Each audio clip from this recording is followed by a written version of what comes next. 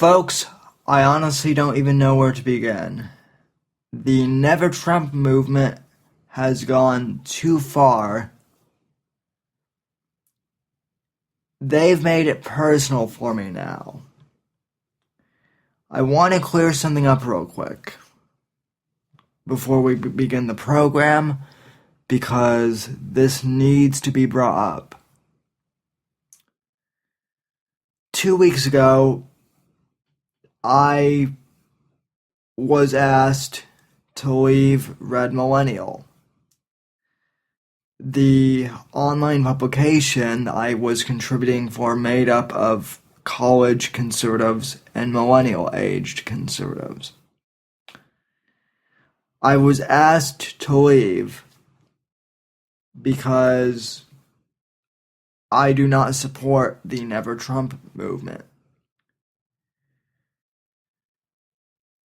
There are some people out there who had originally said that I chose to resign from Red Millennial, but that is not the case. I was essentially canned, along with 3 other people from Red Millennial, because we did not join the Never Trump movement.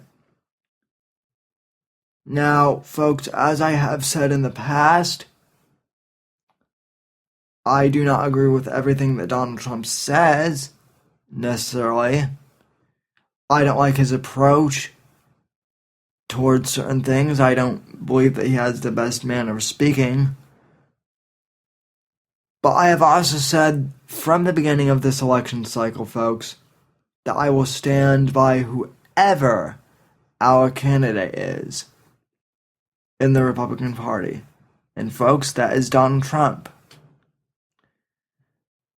But because I merely said that, and because I merely support Donald Trump, I am not a true conservative, according to Julia Porterfield and the Red Millennial staff. I understand their opinion, and they're welcome to have that. But I do find it distasteful that they decided to get rid of me, Joshua Johnson, and Gabe Ibachoni, because we did not say Never Trump. And we've decided that we will support him in the general election. Understand that none of us were big fans of Trump to begin with. I think all of us, well, I know Gabe and I were both Marco Rubio supporters, alongside most of the staff members at Red Millennial at the beginning. And I can't remember who Josh supported before supporting Trump. But I can tell you this, none of us were big fans of Trump to begin with. Okay? But, as I have said in previous shows, and I don't want to beat this dead horse again, but I'm going to have to. Hillary Clinton is the worst of the worst, and Donald Trump on his worst day is better than Hillary Clinton on her best day. I don't care if Donald Trump is an asshole, because folks, at the end of the day, he's just an asshole. That's all he is. Hillary Clinton is corrupt. I believe she has no moral integrity. I believe that she may be, in fact, evil. I don't think she has good intentions. I think she is trying to purposely harm the country for her own selfish needs. And I've made this comparison before. She is Frank and Claire Underwood from House of Cards, only in real life, which is even scarier. And yet, the Never Trump movement doesn't like Trump. Because why? Because he doesn't match up with their exact credo, which hasn't won us any elections for the past, 2 terms. John McCain didn't win. Mitt Romney didn't win. So then Trump decided to come along, change up the game, and he's become the nominee. And now the Never Trump movement, instead of trying to support the nominee like they should, they have the audacity to launch a campaign to undermine the GOP nominee. It's distasteful, and I won't be a part of it. Now, as I said before with Red Millennial, I understand that Julia and the individual staff members have a right to their opinion, but at the same time, I feel as if a publication like Red Millennial should have a diverse opinion, a diversity of opinion, and yes, that diversity of opinion includes those who are in favor of Mr. Trump. Red Millennial has basically set themselves up to be exactly like National Review. And I think at this point, that's kind of passé, don't you think? I'm not trying to attack Julia or Kate or any of the members personally, because as I said, they're entitled to their opinion. However, I feel as if shutting out pro-Trump, or not even pro-Trump, neutral Trump writers for saying, maybe we'll vote for him in the general. I find the fact that I was let go over that to be distasteful, folks, and in poor taste. So I just want to set the record straight, ladies and gentlemen. I did not choose to leave, I was asked to leave. And I do not feel that they handled it very well. And I just thought I'd set the record straight on that and air my grievances. I've said all I need to say on the Red Millennial topic, at least on this podcast for the moment. There are other things I'd like to say that I won't go into right now. But I just know that while I respect the opinions of the Red Millennial editorial team, I do not feel that they made a good decision. With that being said, folks, we have a big show tonight on the Never Trump movement. So let's get started, shall we? You're listening to The Whitfield Analysis, and I am your host, Sam Whitfield. Our guest tonight is Isaiah Pyritz.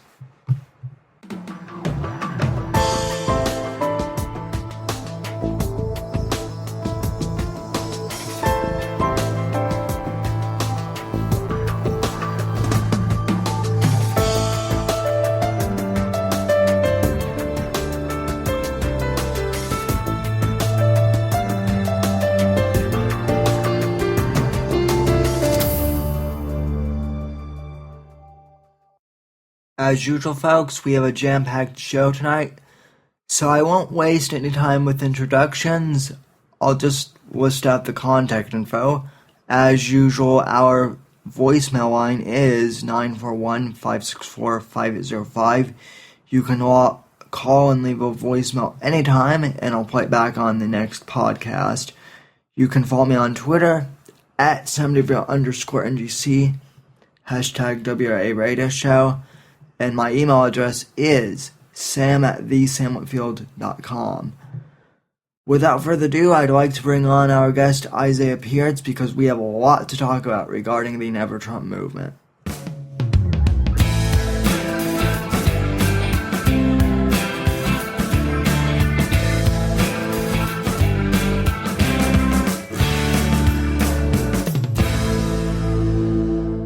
Alright, folks, I've had enough of me complaining solo about the Never Trump movement. It's time to bring on a friend of the show, and this is a friend of the show that either you love or, depending on who you are, if you're in the Never Trump crowd, you hate him. You know him, you love him, you hate him, whatever. Isaiah Pyritz is back on the program, and he has a lot to say about the Never Trump movement as well. So, Isaiah, welcome back to the program. Well, thank you, Sam, for letting me come on. It's always an honor to come on your show and voice my opinion because you're just one of those people that does such a great job when it comes to actually giving an informative message when it comes to the political world that we're in. Now, I just wanted to start off by saying that it is absolutely pathetic on the part of the Never Trump Republicans or the Republicans who are going to vote for third party because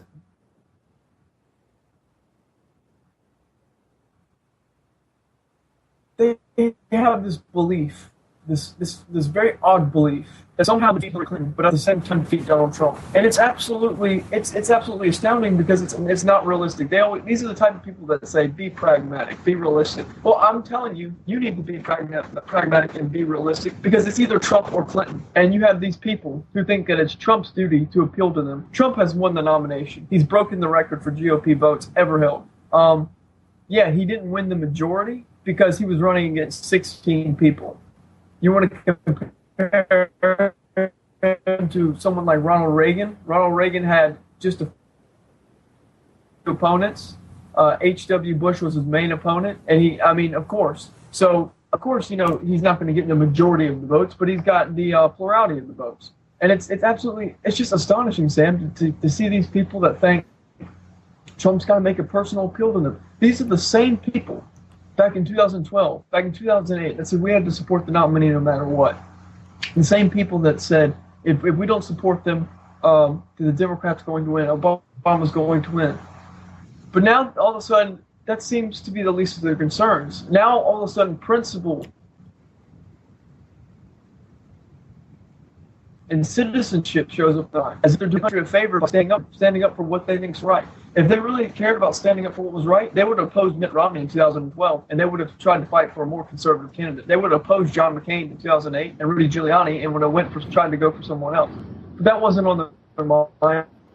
They were focusing on winning. Now, Donald Trump has a great chance at winning. He can change the electoral map in a way that we've never seen before. But these people, these Republicans, these so-called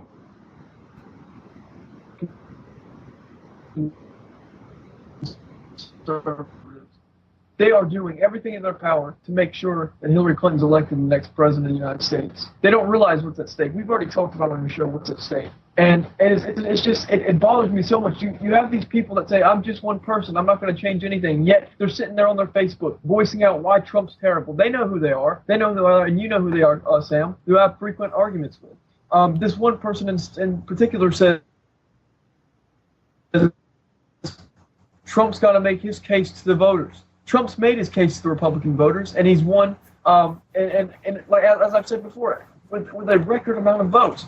And this was the same guy who I'm talking about, you know who he is, who was a lapdog for Romney. And Romney was an embarrassment of a candidate. Romney's trying to undermine our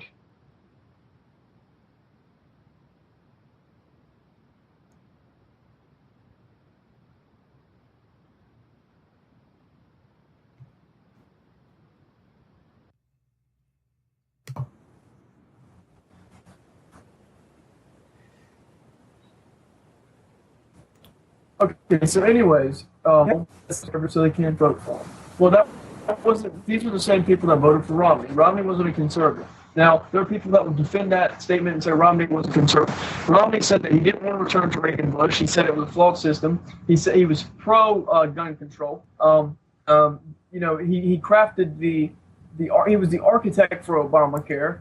He was for gay marriage. He basically, this guy was for TARP, and then. Now all of a sudden they have a problem with Donald Trump, who also at one point had liberal positions, but it's like they're expecting a perfect person who's been conservative throughout their entire life and never had a single flaw. That's their expectation for this. But at the same time, these were the same people that supported Christie, Rubio, Jeb Bush, John Kasich, all of these people that will not get done what needs to be done.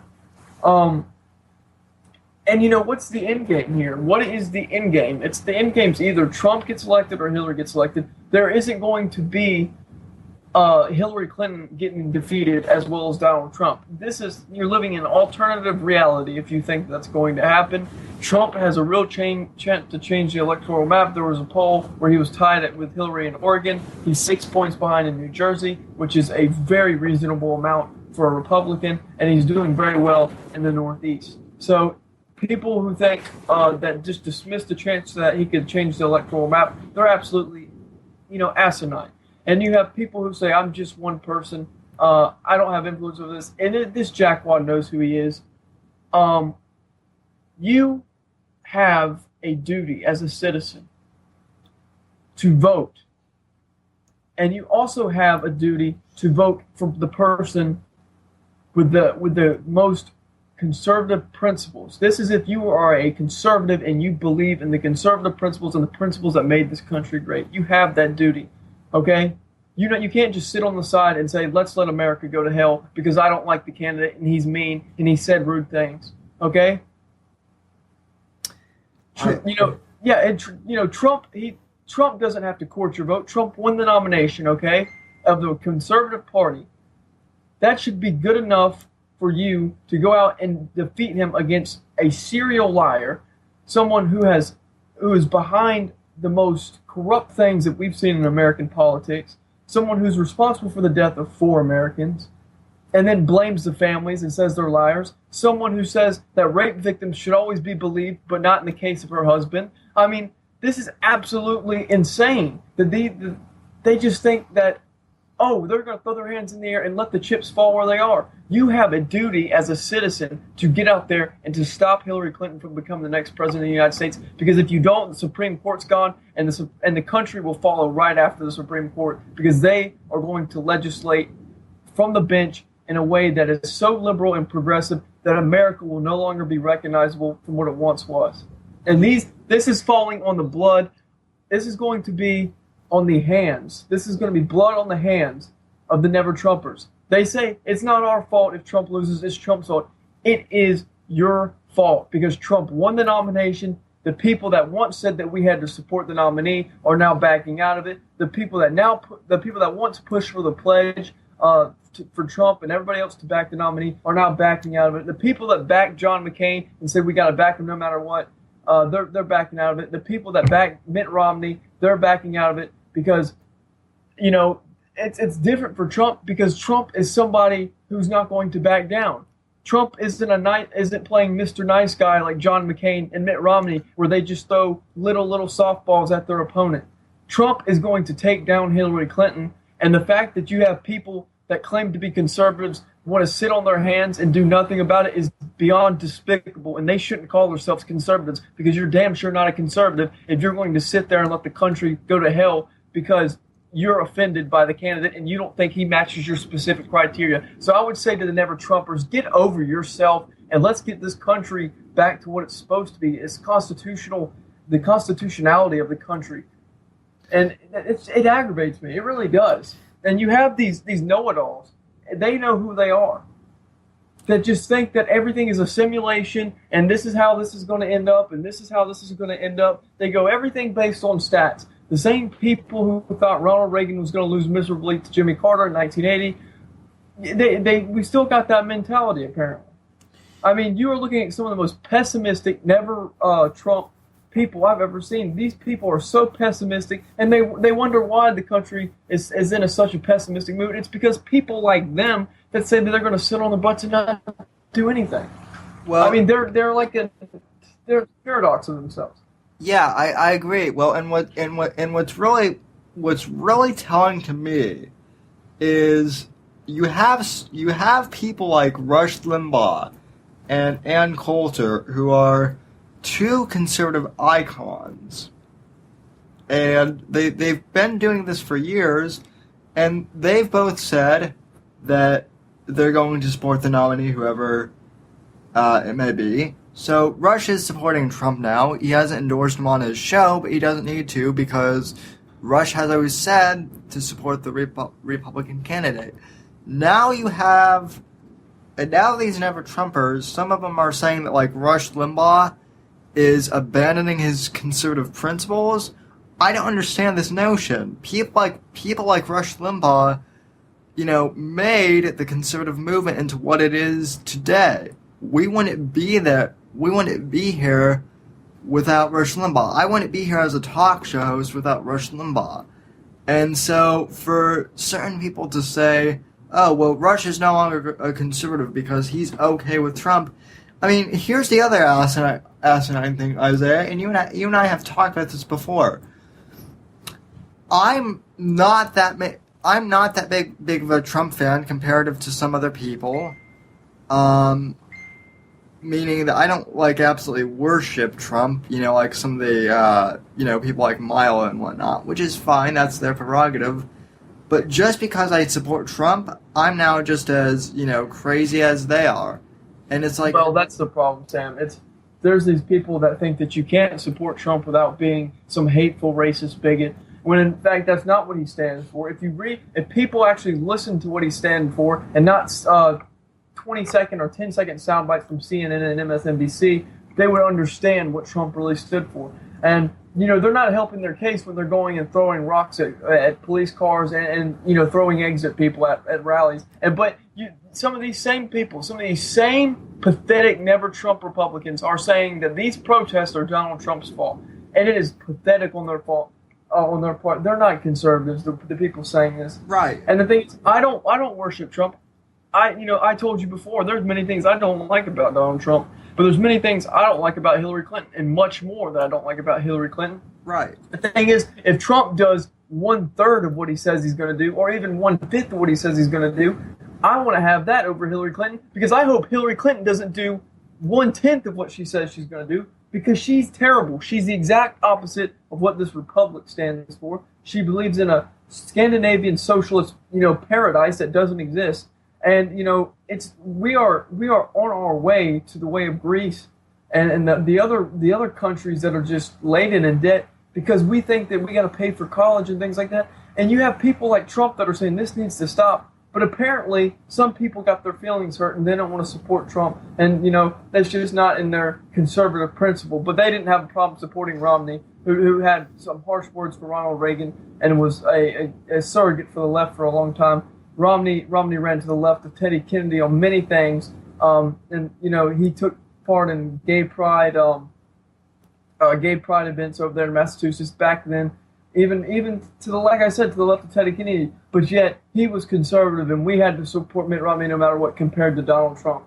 It's pathetic on their part. I mean, these guys, you have these fools, and they won't even come on here and have a legitimate discussion with me about why the Never Trump movement is pathetic. Now, when you had Michael, was that his name, Michael?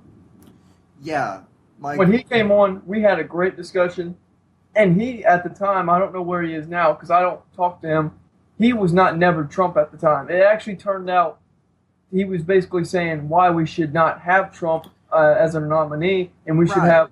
And I was saying, look, if somebody can beat Trump, then that's fine in the nomination. But he's the nominee now, and anybody that wants to deny him of that, and anybody that wants to say we're not going to support you because you got to make your case to us, the case has been made. Okay, the case has been made. The same people that say that are the people that supported a liberal in 2012, the architect of Obamacare, just a total lightweight. Yeah. And it's seriously pathetic. Yeah, and something also occurred to me last night, too. These Never Trump people, I guarantee you that if Hillary Clinton wins, which, the thought makes me shudder, but I guarantee you that if she wins, they'll be the first people to complain about Trump not winning. Ironically, they'll be the first person to say, oh, well, Trump should have done a better job of winning, and, yeah.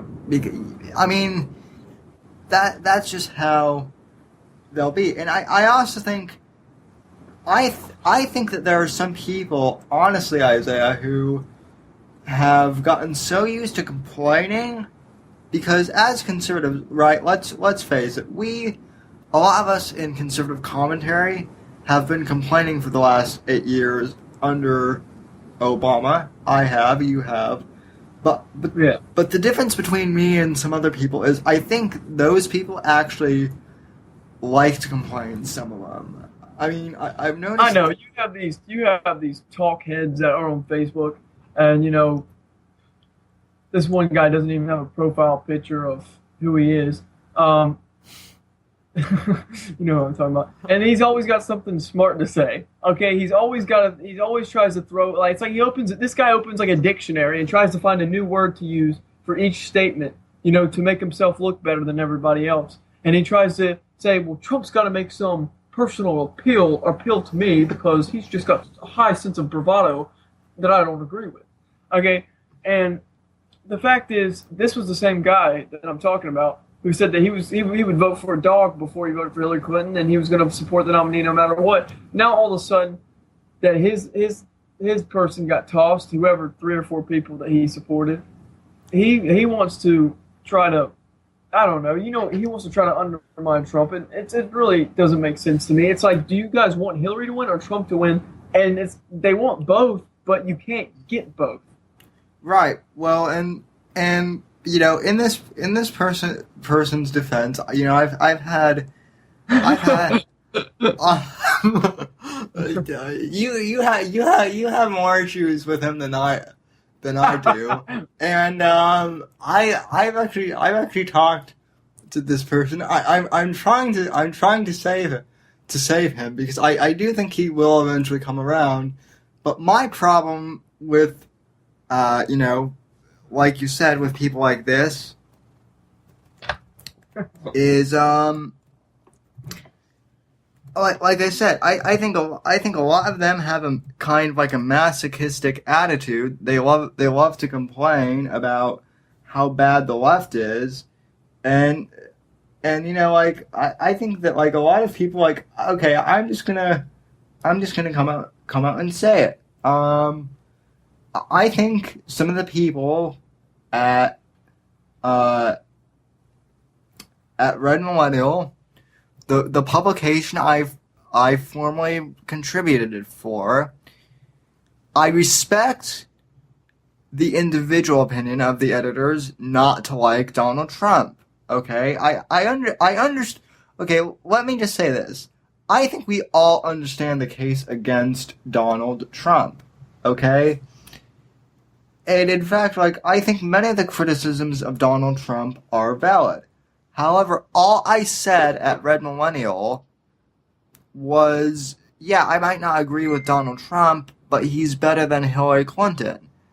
And yet, because I was not on the Trump train, I, along with 4 other people who shared the same, kind of thought that I did, we got canned from a conservative college blog. And what bothers me is that conservatives are supposed to be the party of a diverse opinion, right? And yet, if you don't agree with the Never Trump crowd and you contribute for like a blog or something, then you're out or something like that. But that's the thing. This is our nominee, and the thing is, there's nothing you're going to do about it to change it. It's our nominee, and what's the alternative? The alternative isn't that French guy, whatever his whole name was that Chris was promoting. He's out. Okay, the alternative is not going to be Mitt Romney jumping in the race, because the only case that they can make against Trump is that he has said things that are offensive, and he has. But this latest thing with the judge is part of the San Francisco La Raza, or the Ray, or for race. That says it all. If this was a white judge in charge of any other minority, and he was part of a group that said for race lawyers or something, and he was a white, and it was a white group, it was known to be for whites, then there would be public outrage. And I mean, and people would look like heroes, the candidates that stood up to it. But since it's Donald Trump saying it, you have all these Republicans acting like betas, getting back saying, oh, he was absolutely wrong for saying that. Well, if they look at the whole situation, he's not wrong for saying it in its entirety. He's wrong. I mean, he may have been, I think he's wrong on the premise of what it was said, but if you look into the entire context of what was said, if he's truly saying it because of what the lawyer or what the judge is associated in, what the organizations that he's associated in, then he's not wrong. And the judge is associated with groups that the founder of the group said that whites should go back to Europe.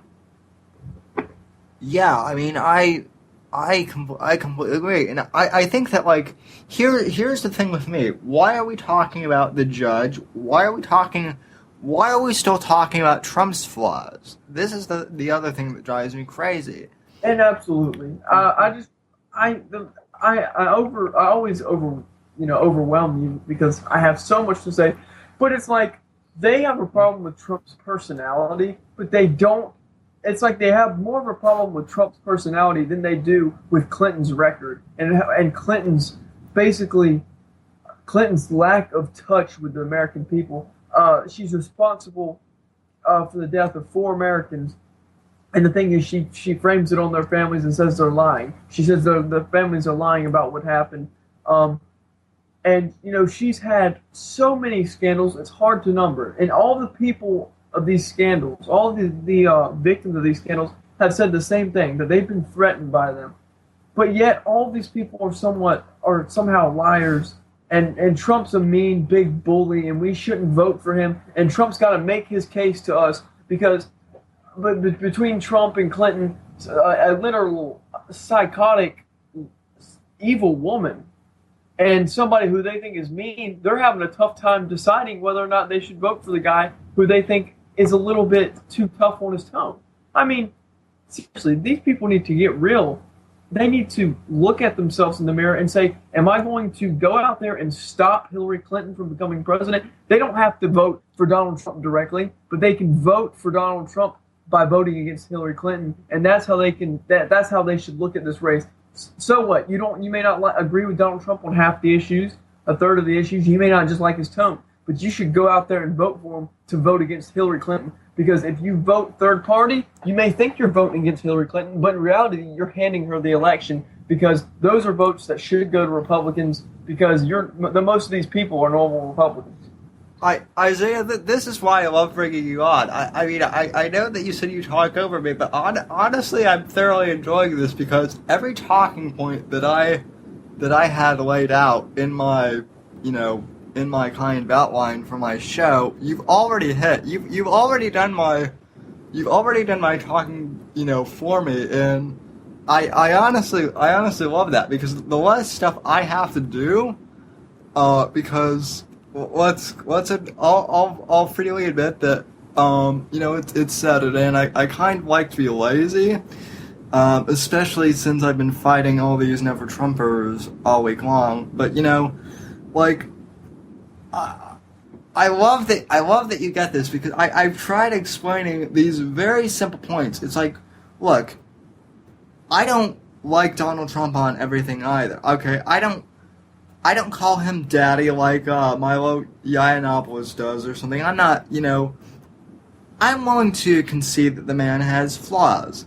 However, his Hillary Clinton's flaws greatly outweigh any of Donald Trump's flaws. And hell, they even outweigh any of Mitt Romney's flaws. Like, I would pick any of the guys, even Jeb Bush, over Hillary Clinton. But the fact that it's Donald Trump, I just don't get the disconnect. Why Donald is just so evil. I've asked them to try and explain it repeatedly, and all they can say is Donald Trump isn't a true conservative. But when I ask for specifics, they're just like, well, he doesn't have a conservative economic policy, and they bring up all these talking points, but when you ask them okay, what has Trump said that is so bad, they can't name any of them, and then they end up blocking.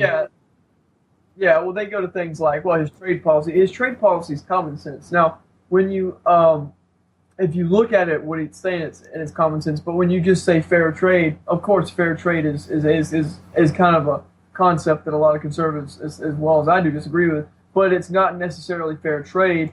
What Donald Trump's saying. Trump's saying he just wants a level playing field for America because we start at a disadvantage because of some of the rules that are set in place because of federal bureaucracy, and you have China manipulation of their currency. But you have these one people in particular, or there's this one person in particular that says Trump is not a conservative. He's not a conservative on guns. And this kid is not a conservative on guns either. This kid always says, "Oh, I support common sense." Okay, get this. Common sense reforms on guns. Okay, and if they're common sense, they would be there. Okay, they're not common sense. This is federal oversight or federal too much federal overreach on the Second Amendment. Because what does the Second Amendment say? It says shall not be infringed, and apparently they think that they can interpret it that wrong. But this kid was like, he's not a conservative on guns. He's not a conservative on healthcare, and this guy has the same exact views that he's claiming Donald Trump had, and that's why he can't vote for Donald Trump, because he's not a conservative. Okay, Donald Trump has more conservatism. Donald Trump has forgotten more about conservatism than this kid has had in his whole body. This kid supported Joe Biden, and this kid switched to Ted Cruz. So this kid went from Biden to Cruz. The day before he switched to Ted Cruz, he said he couldn't support Cruz. He wasn't going to support the lesser of two evils. There's just no way in fiber of his being that he could support Ted Cruz. The next day, he put Ted Cruz as his cover photo, and he said, "I'm all in cruise control. Sign me up for Ted Cruz." I mean, these people are absolutely pathetic. And that's the thing. I will make an entire argument against these people, and I will have facts and facts and facts. And then at the very end, I will say, this is pathetic. You're pathetic. Because, quite frankly, the argument is pathetic. And they disregard everything I said in the argument, and they say, "Oh, you're name-calling, typical Trump supporter." Well, if they read the top 99% of what I said, it was all fact-based. But since I threw the word pathetic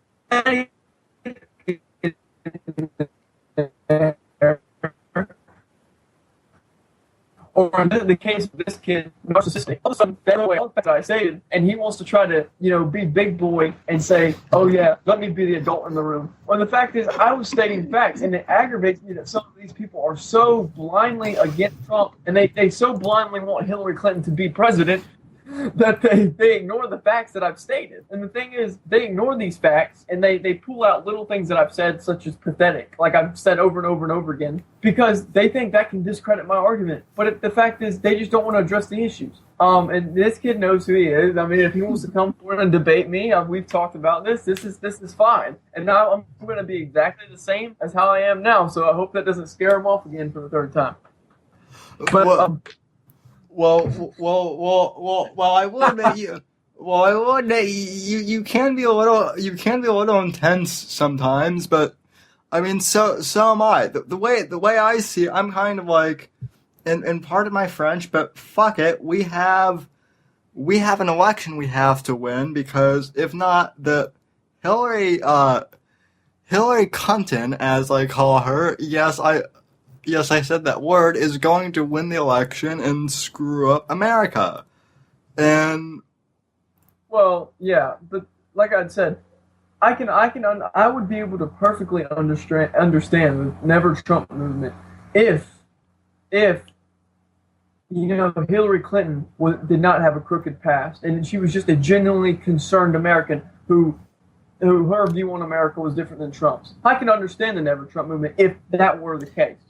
And I could also understand their movement if we didn't have $19 trillion worth of debt and the economy wasn't in the hole and there wasn't so much federal regulation. I could also understand it, because it wouldn't be such a vital election.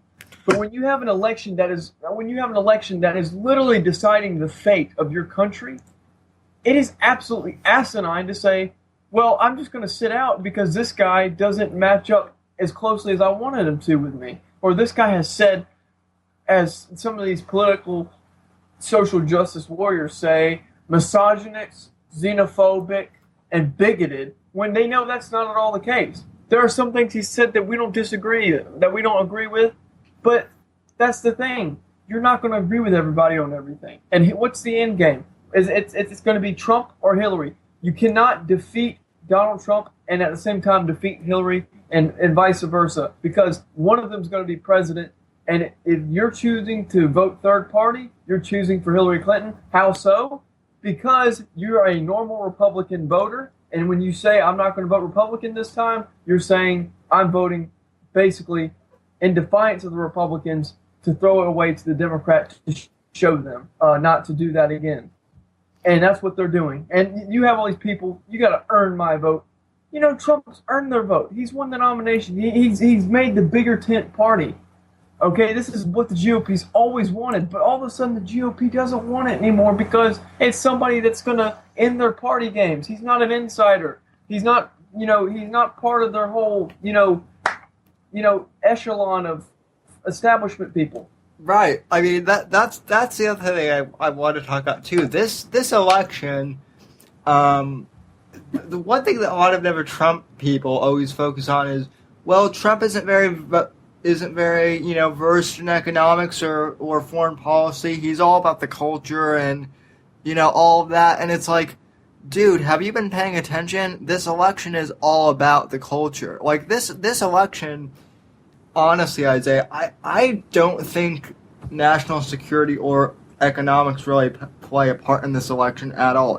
Now, don't get me wrong; they're important, but we're fighting. What we're seeing right now is overall a culture war. You have social justice warriors protesting all over the country because a gay conservative named Milo Yiannopoulos wants to go on to college campuses and, talk about conservative principles. And yet, we have Black Lives Matter, we have, third wave feminists trying to shut this guy down, and the Republican establishment, the GOP, the Never Trump movement is just saying, oh, well, we can't have gay conservatives like Milo because they're just troublemakers. They're just, we can't confront social justice warriors. We have to try and talk to them, and it's like, no, we're done trying to reason with these people. Well, I actually think it's a mixture. Me and you may disagree here. I think it's a mixture of. I think culture is a big part of it, but I do think economics and foreign policy is another big part of it because you have ICE. China advancing in the South China Sea, you have Russia, and of course Ukraine, and you just have. This is almost like a perfect storm occurring for the end of America. You need somebody who's going to turn around, the debt crisis. Because if we don't tackle the debt crisis, it's going to tackle us sooner or later. Right. And you have people that say, Trump's not going to get rid of the debt and deficit. Look at his tax plan. Okay, you got to consider there's going to be a lot of waste, fraud, and abuse he gets rid of. There's going to be the dynamic effect from his tax plan. There's going to be a lot of departments he gets rid of and a lot of things he cuts and reforms because a lot of these things that the U.S. government bids on, they're overpaying for by 3 and 4 times. There was a time when the Pentagon was paying $20 for a packet of screws until Reagan came along and did all the renegotiating with that. Yeah, I mean, and I'm saying a lot of it's going to have to be genuine reforms from healthcare to welfare to everything. But the thing is, Trump's not just going to sit there and lay out his entire plan so Hillary Clinton can criticize it till the general election and he can lose. He's going he believes in not revealing everything. That way, your opponent doesn't know everything about your plan. Yeah, and don't get me wrong. Don't get me wrong. I do think economics and foreign policy. I do think those are important. Don't misunderstand. And I think you bring up a good point. But I think also, in terms of the culture war that we're fighting now too. I think that is finally popping up in the election, and conservatives. Traditionally don't really know how to play the culture game very well, and Trump does because he understands how the media works. And here's the other thing: if you look at college campuses, there are a bunch of college students now who were never interested in politics before, who never post about anything on Facebook in regard to politics. And yet, they're now Trump supporters. I mean, when you have a candidate like Trump who can relate to college students, by talking about the things that they care about, like, making America great again. And, setting up a system where entrepreneurship can succeed. That's something that, conservatives have been looking for years. And I don't understand why, why publications like National Review and, the Weekly Standard run by Bill Kristol and all these other places are saying that, college students who are voting for Donald Trump, are uninformed and whatnot. It's like, way to build up the Republican Party. So Yeah, I mean, that's the thing. The conservatives for the longest time have been wanting to find a way to expand the party and to get big tent, what they call big tent republicanism. Well, Trump is the man for that. Okay, Trump's had hundreds of thousands of Democrats cross over to vote for him, and no, it wasn't to vote for him to make sure he would get a nomination and lose. That is a big myth that's busted. I've talked to many Democrats that are from the North that are no longer Democrats because they like what Trump is saying. They can't stand people like Cruz and Rubio, but they can stand someone like Trump because he speaks to them. He's basically a blue-collar billionaire, and he speaks to those people, those working people that have been ripped off by the system and ripped off by these poor economic and trade deals that we've made with other countries, where hundreds of thousands and even millions of jobs have been shipped out of our country over time because of flawed deals we've made with other countries, and these people are sick of it. Yeah, you just reminded me of something. I was in New York City at the beginning of May. I think you might have commented on a couple of my photos when I was there. It's very interesting going to New York because, traditionally Manhattan is a pretty liberal place in terms of politics, but almost everyone I talk to, mostly in bars and restaurants, they were all for Trump, and the reason being is he's from New York, so he's a local to them, but B, New York has, Manhattan is an island where lots of ships come in and out for trade, and a lot of these blue collar workers that work on the docks, they're saying that they're getting killed by all these different Chinese companies that are using Chinese employees and workers to import and export everything, and New York is getting ripped off, and so are all the other ports in the country too. And so it's one thing to hear like Trump's PR people talk as economic plan, but it's another thing to actually talk to the blue collar workers who are going to be affected by this. And the other thing is, I stopped in at Trump Tower, and do you want to guess the ethnic makeup of the Trump Tower employees? Just take a wild guess how many are Hispanic. I would say maybe a quarter. Yep, over a quarter. People have tried to say that Trump is, a big racist, but hell, Trump wasn't at Trump Tower the day I went in there. He was in D.C., but I actually got into a conversation with Trump's elevator man. Like, his personal elevator man attends to, the elevator that takes him up to Trump's office.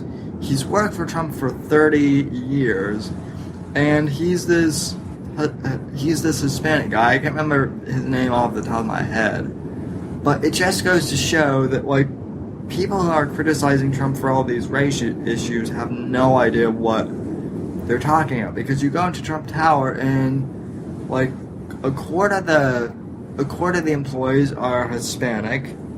There are two big black, like, doormen that greet you when you first, stand outside of the building. So this whole notion that, like, Trump is a bigot, like, all you have to do is look at the people that actually work for him, and you'll see that that's not true. So, Trump has never been accused of racism up until he started running for president, and that's because the liberals have used racism to their advantage. They've used it as a way to win elections. And Trump apparently, Trump is a racist apparently, but he wasn't a racist for the 30, 40 years he was in the public eye, because he was never accused of it. But now he is, because he's running as a Republican. I guarantee you, if he ran as a Democrat and he held liberal views, even if he said the things that he said that people are accusing him of being racism, he wouldn't be considered a racist. This is a strictly political thing. Yeah, it totally is. And the other thing too is, and Gene Simmons, the rock star from Kiss, actually brought up this point. I know it's weird that I'm quoting Gene Simmons for political info, but he actually brought up a good point.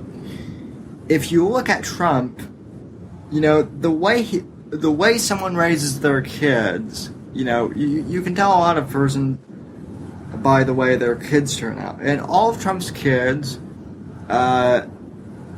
have all been very successful. None of them have showed up in the tabloids ever for anything, and that is saying something. When you're a kid of a celebrity like Donald Trump, none of them have showed up in the tabloids for anything because they're all very well behaved. And it's like, yeah, you really want to go after Trump for for the fact that he's not perfect. It's just, it's stupid. I mean, look. It's I don't understand the Never Trump movement. I really don't. It's really like an enigma, because it's like they're not going to be satisfied with whatever result they get. If Trump appeals to them, then they're going to say he flip-flopped. If Trump doesn't appeal to them, they're going to say, well, he never appealed to me. If Trump, it's just like these are some of the most miserable, unsatisfiable people I have ever met, because they're looking for perfection, and they know they're not going to find it, but they're expecting it. Yeah, I completely agree. So anyway, I think we've just about beaten this horse enough, and hopefully, I don't want to beat the dead horse anymore. But the unfortunate thing is, I don't think this horse is going to die. So, any final thoughts on the Never Trump movement? Let me ask you this: how do you think we can bring more people over from the Never Trump side? That's what I want to know. Well, it's this simple. We're not going to bring them over by appealing to them with what they consider conservative policies, because Trump has all conservative policies. The only way that you can appeal to them is for Hillary Clinton for them to see more and more what Hillary Clinton truly is, because that is what's ultimately going to drive them to vote for Donald Trump, because they're going to say, yeah, I may not like Donald Trump, I may not like him on this, I may not like him on policy here, but I may not like him as a person, but Hillary Clinton is the A-bomb to what will destroy this country. And that's what they got to realize. They got to realize that this is not necessarily about, this election's not going to be ran on ideas. This election's going to be about culture. Like you said, it's not the 100% important thing, but it's very important. And Hillary Clinton is running an apologist campaign, saying she's basically demonizing men. If you look at it, she said that she's the ultimate outsider because she's a woman, which that doesn't make any bit of sense. That doesn't make you an outsider because you're a woman. Well, I'll tell you what makes her an insider, though: the fact that she was the first lady for 8 years, she was a senator, and she was a secretary of state. That gets pretty close to being the absolute essence of the Washington insider. And the appeal has got to be against Hillary for Donald Trump only because you're against Hillary for those people. We can't sit there and say Trump's going to pander to these people because he's not. Trump's not going to change to get these people because he knows these are unsatisfiable people and they're not satisfied with anything. These people have got to look and see for themselves that Hillary Clinton would be a tremendous disaster and a travesty for this country. And whether they like it or not, they're going to have to vote for Donald Trump over that. Boom. I think you hit it on the nail, Isaiah. Always great to have you on the show, as always. Where can people find you online and whatnot? Well, I mostly do elections here in Alabama. I mostly serve on, in the Florida area, so I serve on the campaigns here and help with politicians here. But Facebook is what I'm primarily accessible on. Isaiah Pyritz, ISAIAH PYRITZ. You can add me on there, and we can have some civilized discussion. And if you make me mad, I do tend to, I'm very dogmatic about saving the country. I believe wholeheartedly in saving the country. So you might see a side of me that you might not expect to see because I want the country to succeed, and I want this country to be turned around. So thank you guys for listening, and thank you, Sam, for having me on. It's always an honor to be on. Okay, yeah, not a problem, and you're always welcome on anytime. Just say the word, and we'll have you on.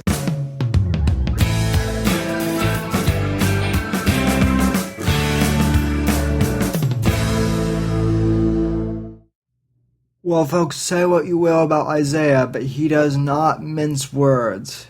He is not one to back down from an opinion. He's very strong-willed. I don't always agree with him on everything, but he and I do agree that Never Trump is a farce at this point, ladies and gentlemen. And we do agree that it is time to stand behind Donald Trump, the presumptive nominee, and it is time to make America great again. Folks, we get it. Trump isn't perfect, but he is far better than Hillary Clinton. And we had a debate with a couple of the Never Trumpers a couple months ago, and I think now that Trump is the nominee for sure, it might be good for us to do that debate again. Isaiah and I were talking about it after the interview, and we're both up for it. So if any of you folks on the Never Trump side would like to get into contact with us, let me know. Email me, sam@thesamwhitfield.com, and we'll set something up, because that's what we're about here, folks, is free speech and debate, and expanding conservative ideals and opinions. Alright, folks, that just about does it for tonight's show. So, for all of us here at NGC1, have a good night, God bless, and God save this great nation. Thanks for listening. I'm Sam Whitfield.